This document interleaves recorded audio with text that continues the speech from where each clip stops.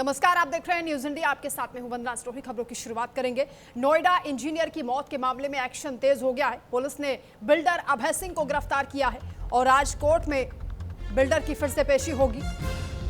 Mz Wish Town planners construction का मालिक है अभय। एफआईआर में 2 बिल्डरों को नामजद किया गया था। इस मामले में दूसरे बिल्डर की भी तलाश जारी है। उत्तर प्रदेश के ग्रेटर नोएडा में इंजीनियर की मौत के मामले में यह बड़ा एक्शन हुआ है।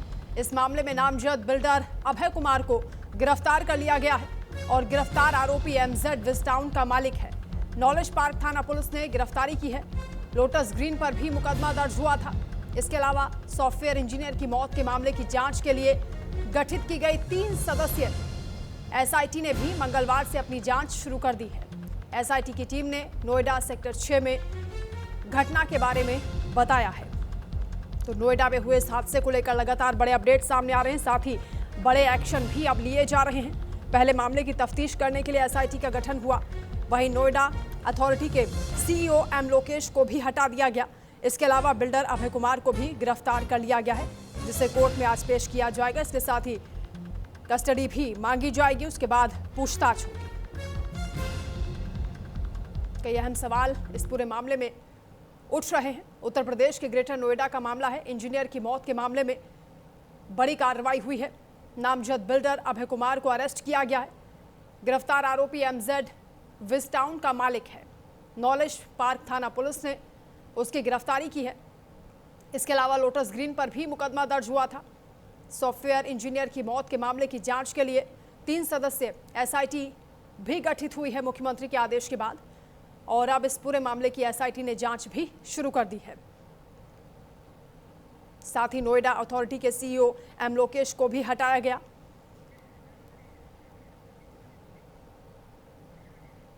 इसी मामले पर एक और बड़ा अपडेट सामने आ रहा है। पानी से बरामद हुई है इंजीनियर युवराज की कार। जी हां, कई घंटों की मशक्कत के बाद कार बरामद हुई है। गाड़ी समेत पानी में डूब गए थे इंजीनियर युवराज। डूबने से 27 साल के युवराज मेहता की मौत हो गई थी। रेस्क्यू में एनडीआरएफ की टीमें जुटी थी। हादसे के 4 दिन बाद युवराज की गाड़ी बरामद हुई है। बड़ा सवाल यही है कि आखिर इतना वक्त कैसे लग गया, जब पूरे अमले के साथ वहां पर टीम पहुंची हुई थी, लगातार रेस्क्यू चल रहा था। फिलहाल गाड़ी बरामद होने की जानकारी मिली है। जिस तरीके से युवराज की मौत हुई है वो बेहद दुखद है और हैरान परेशान करने वाली ये खबर। अब सवाल ये उठता है कि युवराज की कार को तलाशने में 72 घंटे का वक्त क्यों लगा। फिलहाल इस पूरे मामले पर एक तरफ कार्रवाई लगातार जारी है। आरोपी बिल्डर को गिरफ्तार किया गया है। एसआईटी की जांच तेज हो गई है। ग्रेटर नोएडा के सेक्टर 150 का मामला है। 16-17 जनवरी की रात को यह हादसा हुआ था, जहां डूबने से सॉफ्टवेयर इंजीनियर की मौत हो गई थी। नोएडा में इंजीनियर की मौत के मामले में एक और अपडेट है। राहुल गांधी ने हमला बोला है। राहुल गांधी ने सरकार पर निशाना साधा है। कहा कि सड़कें, पुल, आग, पानी, प्रदूषण सब जानलेवा है। जवाबदेही की कमी के चलते शहरी पतन हो रहा है, व्यवस्था का पतन हुआ है, लेकिन कोई जवाबदेही नहीं है। कांग्रेस के पूर्व अध्यक्ष राहुल गांधी ने ग्रेटर नोएडा में युवा इंजीनियर की रहस्यमयी मौत को लेकर केंद्र सरकार को कटघरे में खड़ा किया है। उन्होंने इसे शहरी प्रशासन में जवाबदेही के अभाव का नतीजा बताया है। ग्रेटर नोएडा के सेक्टर 150 में 20 फुट गहरे पानी से भरे गड्ढे में कार गिर गई थी और इस हादसे में 27 साल के सॉफ्टवेयर इंजीनियर युवराज मेहता की मौत हो गई। स्थानीय लोगों ने बताया कि निर्माणाधीन सड़क पर अचानक गड्ढा मिला, जिसे ढकने के बजाय खुला छोड़ा गया था। राहुल गांधी ने सोशल मीडिया प्लेटफॉर्म एक्स पर सवाल उठाए हैं। उन्होंने लिखा है कि सड़कें जानलेवा हो गई हैं, पुल जान ले रहे हैं, आग भी जान ले रही है और प्रदूषण भी जान ले रहा है। भ्रष्टाचार मार रहा है, उदासीनता मार रही है।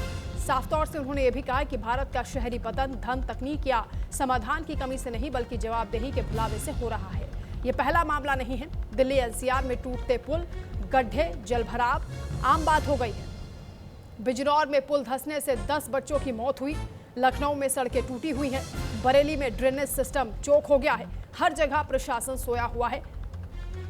तमाम सवाल उठाए हैं राहुल गांधी ने।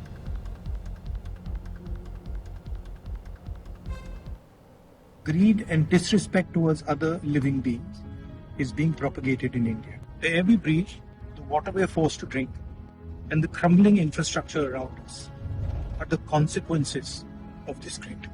Yuvraj Mehta's death is a direct consequence of this culture. How we react to his death, how we react to the pain of other people, how we react to the suffering of other people is going to determine the type of society. But one needs to understand is the direct consequence of treating other people badly is that you will be treated. Culture of greed and disrespect towards other living beings is being propagated in India. Every breach. Yusuf Ansari इस वक्त हमारे साथ जुड़े हैं। यूसुफ जी, ये मामला बहुत चिंताजनक है जिस तरीके से पूरी घटना घटी। अब इस पर राहुल गांधी भी सवाल उठा रहे हैं और ये बता रहे हैं कि आम बात हो गई है, इस तरह से गड्ढों को खुला छोड़ दिया जाता है, ड्रेनेज सिस्टम चौक हो जाता है और इसकी जो मार है वो जनता झेल रही है। देखिए, राहुल गांधी के सवाल अपनी जगह बिल्कुल वाजिब है। राहुल गांधी विपक्ष के नेता हैं और विपक्ष का काम ही होता है सरकार पर सवाल उठाना, सरकार के जो अक्षमता है उसे उजागर करना। और उस नाते अगर देखा जाए तो राहुल गांधी ने बिल्कुल सही सवाल उठाया। हमने देखा हाल ही में देश भर, मतलब सिर्फ ये नोएडा का मामला नहीं है, हम देखते हैं देश भर से इस तरह की घटनाएं आ रही हैं कि जहां प्रशासन एकदम लापरवाह है। तो सवाल ये है कि सरकार कहाँ है, सरकार कैसे शासन कर रही है। खासकर अगर हम नोएडा वाले मामले की बात करें तो बताइए, उस कार को वहाँ से निकालने में 3 से 4 दिन लग गए। कल वो उस कार को निकाला गया है और सीईओ को हटाया गया। लेकिन ये सवाल उठ रहा है कि क्या एक आदमी जो 2 घंटे तक अपनी ज़िंदगी बचाने की गुहार लगाता रहा, जितने जिम्मेदार लोग थे जिनको सैलरी सिर्फ इस बात की मिलती है कि वो जनता के लिए काम कर सकें, चाहे एसडीआरएम की टीम हो या एनडीआरएम की टीम हो, वो अगर वहाँ मौके पर मौजूद थे, फायर ब्रिगेड मौजूद थी, तो उनमें से उस लड़के को बचाने के लिए एक ने भी कोशिश क्यों नहीं की, कोशिश करते हुए नहीं दिखी। अगर किसी ने कोशिश की तो वो था एक डिलीवरी बॉय जिसने जान अपनी जोखिम में डालकर तमाम चैलेंजेस के अगेंस्ट उसको बचाने की भरसक कोशिश की। ऊपर से उस पर सवाल उठाया गया कि साहब अगर 15-20 मिनट वो पहले आ जाते तो शायद उसे बचाया जा सकता था। ये कौन सा सिस्टम है। दूसरी बात ये कि वो हत्या सबको जो उसकी मौत हुई है इंजीनियर की, उसके सैकड़ों लोग गवाह थे, किसी ने कोशिश नहीं की। तो उसकी मौत का जिम्मेदार कौन है। क्या ये एक तरह से गैर इरादतन हत्या का मामला बनता है। हमने कल सुप्रीम कोर्ट के एडवोकेट थे, उनसे बात की थी, उन्होंने माना है कि ये गैर इरादतन हत्या का मामला बनता है और जिन लोगों की जिम्मेदारी थी उसे बचाने की, वहाँ इस तरह का इंतज़ाम करने के कि इस तरह का हादसा नहीं हो उसके, तो वो लोग खामोश थे। तो अभी तक इस पर कोई मामला, उसकी मौत से लेकर मामला जो दर्ज नहीं किया गया है। अब लकीर पीटने से फ़ायदा क्या हो रहा है। पता चला है कि जो नोएडा अथॉरिटी है वो रोड की बैरिकेडिंग चेक कर रही है, ब्लैक पॉइंट जहाँ पर है उनकी निशानदेही की जा रही है, वहाँ लाइट लगाई जा रही है। लाइट लगाने के लिए ऑलरेडी करोड़ों रुपए अथॉरिटी के पास आता है, तो अब तक क्यों नहीं लगाई गई है। ये चीज़ें पहले क्यों नहीं हुई। जाड़े शुरू होने से पहले पता होता है घना कोहरा होगा, दिक्कतें होंगी, तो उस वक्त रोड पर सफ़ेद पट्टियाँ लगाई जाती थी, रोड की बैरिकेडिंग होनी चाहिए। तो जब किसी की मौत हो जाती है तब प्रशासन जागता है, तब सरकारें जागती हैं। अभी भी ये माना जा रहा है कि साहब एसआईटी की रिपोर्ट आने के बाद शायद कुछ और लोगों के खिलाफ कार्रवाई होगी। 2 बिल्डर्स के खिलाफ एफआईआर दर्ज की गई थी, जिनमें से एक अभय कुमार की गिरफ्तारी हो गई है, एक की तलाश अभी जारी है। लेकिन सारी जिम्मेदारी क्या सिर्फ बिल्डर की है। बिल्डर जब जहाँ काम करते हैं उस काम की निगरानी जो अथॉरिटी का कोई डिपार्टमेंट होगा वो करता होगा। वो अधिकारी क्या सो रहे थे क्या। उन्होंने बिल्कुल भी एक बार आके नहीं देखा कि मौके पर जो काम चल रहा है वहाँ क्या दिशा निर्देशों का उल्लंघन हो रहा है। तो उनकी भी तो जिम्मेदारी तय होनी चाहिए ना। तो कुल मिलाकर के ये है कि सिस्टम लचर नजर आता है, मूक दर्शक बना रहा और खड़े हुए तमाशा देखते रहे। ये पूरे सिस्टम के लिए एक मजाक बन चुका है और सवाल उठाए जा रहे हैं कि जो लोग ट्रेंड होते हैं इस चीज के लिए, आपात स्थिति के लिए, ऐसी विषम परिस्थितियों के लिए उन्हें सिखाया जाता है कि कैसे लोगों की मदद करनी है। वो खड़े होकर तमाशा देख रहे थे, गिग वर्कर ने उनके मुंह पर तमाचा मारा क्योंकि वो खुद पानी में उतर गया। इतनी हिम्मत उसने दिखाई, उसकी बहादुरी को पूरा देश सलाम कर रहा है। बिल्कुल। और सवाल यही है कि जिन लोगों की जिम्मेदारी, प्रशासन अपनी जिम्मेदारी से पल्ला झाड़ता नजर आता है, सरकारें पल्ला झाड़ती नजर आती हैं। तो राहुल गांधी ने इसी सिस्टम पर और इस सिस्टम पर लापरवाही पर गंभीर सवाल उठाए हैं और उनके सवालों को गंभीरता से लेना चाहिए। हमने देखा किस तरह से एक जगह से खबर आई थी कि साहब सड़क ऐसी बनाई गई है जिस पर करोड़ों रुपए खर्च हुए, बाद में वो सड़क जो है जैसे कालीन को समेट देते हैं उस तरह से हट जाती है। कहीं नारियल फोड़ने से सड़क फूट जाती है। अभी हमने देखा कि पानी की टंकियां गिर रही हैं, धर-धरा के गिर रही हैं, जो नई टंकियां बनी हुई हैं वो लगातार अलग अलग शहरों से खबरें आ रही हैं। तो आखिर इन सब के लिए कौन जिम्मेदार है, कहाँ कार्रवाई हो रही है, सरकारें क्यों नहीं जाग रही हैं। देखिए, मुझे लगता है वंदना कि इस देश में इस तरह की समस्याएं तब तक रहेंगी जब तक आम आदमी अपने अधिकारों के प्रति सजग नहीं होगा, सचेत नहीं होगा, अपने अधिकार सरकार से प्रशासन से सवाल नहीं पूछेगा, अपनी समस्याओं के समाधान के लिए खुद एक्टिव होकर आगे नहीं आएगा, खुद वॉचडॉग की तरह काम। समाज में ही कुछ लोग होने चाहिए जो आए, वॉचडॉग की तरह काम करें और प्रशासन और शासन से सवाल पूछें और अपने अधिकारों पर जो जनता का पैसा है वो कहाँ खर्च किया जा रहा है, कैसे खर्च किया जा रहा है, कितना खर्च किया जा रहा है, इसको लेकर के हो तो शायद इस सरकारी लापरवाही पर कुछ हद तक लगाम लगाई जा सकती है। बहुत ज़्यादा हालात ख़राब है। अभी हमने, आपको याद होगा, कुछ दिन पहले हमने फिरोजाबाद से खबर चलाई थी कि वहाँ पर एक महिला को मृत घोषित करके उसकी पेंशन रोक दी गई है। इस तरह की और भी बहुत सारी घटनाएं हैं। तो ये सब प्रशासनिक लापरवाही के नतीजे हैं। बिल्कुल, और प्रशासन किस तरह से अपने किए पर एक रफू करने की कोशिश करता है वो भी दिखाई देता है। बार बार एसआईटी पर जांच सौंप दी जाती है और एक तरीके से खानापूर्ति होती है। लेकिन सवाल जो अभी भी न्यूज़ इंडिया उठा रहा है वो ये कि पहले भी वहां पर हादसे हो चुके थे, उसके बावजूद अथॉरिटी ने वहां ध्यान क्यों नहीं दिया और हादसे के बाद मलबा डालकर उस जगह को भर दिया गया। ये पहले भी तो किया जा सकता था।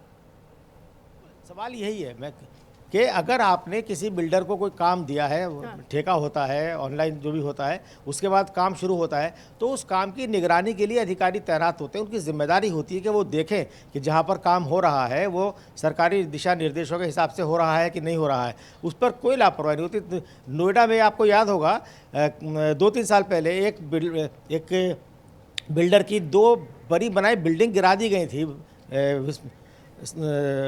तो क्यों गिराई गई थी? क्योंकि उसके अंदर लापरवाही थी, दिशा निर्देशों का उल्लंघन हुआ था। मामला सुप्रीम कोर्ट तक गया था। सुप्रीम कोर्ट ने कहा कि हम इसमें किसी तरह की छूट नहीं दे सकते हैं, बिल्डिंग गिरानी होगी। तो सवाल यह है कि बिल्डिंग बन कैसे गई? जब वो बिल्डिंग बन रही थी तब उसे क्यों नहीं रोका गया? तो ये सब सरकारी ठेकेदारों के, सरकारी अफसरों और ठेकेदारों के बीच जो साठगांठ होती है, करप्शन होता है, उसकी वजह से ये सब लापरवाहियाँ होती हैं और इसका खामियाजा आम लोगों को भुगतना पड़ता है। जैसे एक नौजवान इंजीनियर को हमने खो दिया इस हादसे में, लेकिन उसके जिसने हमने खोया है इंजीनियर को, उसकी मौत का जिम्मेदार अभी तक कोई सामने नहीं आया है। उसकी मौत को लेकर कोई मुकदमा दर्ज नहीं हुआ है। अधिकारियों के तबादले, आज ये अधिकारी यहाँ है, कल जहाँ जाएगा वहाँ करप्शन करेगा। तो ये इन सब चीज़ों पे हमें गंभीरता से सोचना होगा। राहुल गांधी ने जो सवाल उठाए हैं वो बिल्कुल सही सवाल है। अब उनका जवाब कौन देता है, कौन आगे आगे उनका जवाब देता है, ये देखने वाली बात होगी। बिल्कुल, इस घटना के बाद अब कार्रवाई की लकीर पीटी जा रही है, लेकिन उस पिता की बेबसी को समझा जा सकता है जिनकी आंखों के सामने उनके बेटे ने दम तोड़ दिया और वो बचाओ बचाओ चिल्लाता रहा, कोई मदद नहीं मिल पाई। शुक्रिया आपका यूसुफ जी।